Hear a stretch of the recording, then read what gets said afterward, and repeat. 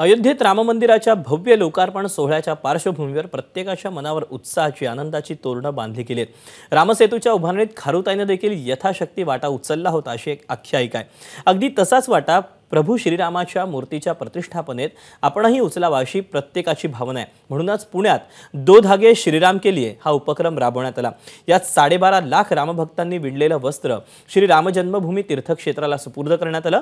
उत्तर प्रदेशचे मुख्यमंत्री योगी आदित्यनाथ यांच्याकडून सुद्धा या उपक्रमाचं कौतुक करण्यात आलं। ज्यांनी हा उपक्रम हाती घेतला त्या सौवानवी हँडलूमच्या अनघा घैसास यांच्याशी संवाद साधलेला गणेश ठाकूरनं वेदांत नेबना आपण पाहूया। 22 जानेवारीला श्री राम जन्मभूमी अयोध्येमध्ये प्राण प्रतिष्ठेचा भव्य सोहळा होणार आहे। त्याची तयारी अंतिम टप्प्यात आहे आणि यामध्ये पुण्यात दो धागे श्रीराम के लिए हा अभिनव उपक्रम राबवला गेला, ज्यामध्ये सौदामिनी हँडलूम मध्ये हा सगळा उपक्रम राबवला गेला, ज्या 12 लाख लोकांनी वस्त्र विणलेलं आहे श्रीरामासाठी आणि हे श्रीरामासाठीचं वस्त्र काल श्रीराम जन्मभूमी ट्रस्टला अर्पण केलेलं आहे। याच सौदामिनी हँडलूमच्या ज्यांनी हा उपक्रम राबवला त्या अनघा घैसास आपल्या सोबत आहेत।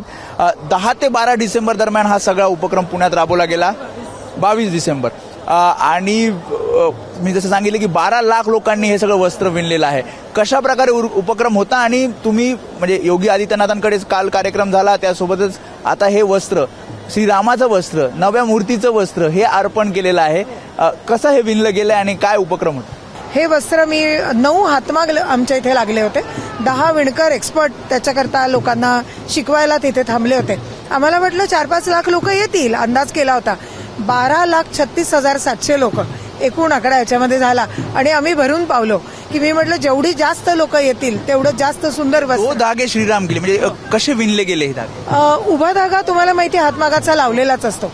आडवा धागा माणसांनी म्हणजे बसलेल्या माणसांनी घालायचा असतो। विणकर फक्त आडवा धागा घालत जातो, तर तो आडवा धागा घालायचं काम लोक करत होते। एक्सपर्ट विणकर दाखवत होते आणि लोक भराभरा करत होते, कारण प्लेन वस्त्र विणलं होतं लोकांकरता सोपं होतं। मी जेव्हा डिझाईन करते तेव्हा वेळ लागतो, पण सोपं असतं प्लेन वस्त्र विणणं। किती मोठं हे वस्त्र आहे? म्हणजे साधारणपणे एकच वस्त्र नाहीये, 8 हातमाग आहेत, 8 ते 9 हातमाग, तर तेवढी 9 वस्त्र आम्ही विणली वेगवेगळ्या रंगाची।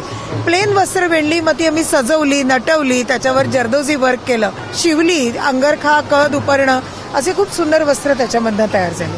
आणि जी नवी मूर्ती आहे श्रीरामाची, जी बालक रूपात आहे, त्या मूर्तीवर आता हे वस्त्र अर्पण केली जातील। हे वस्त्र आपल्याला या श्रीराम मंदिरामध्ये दिसतील।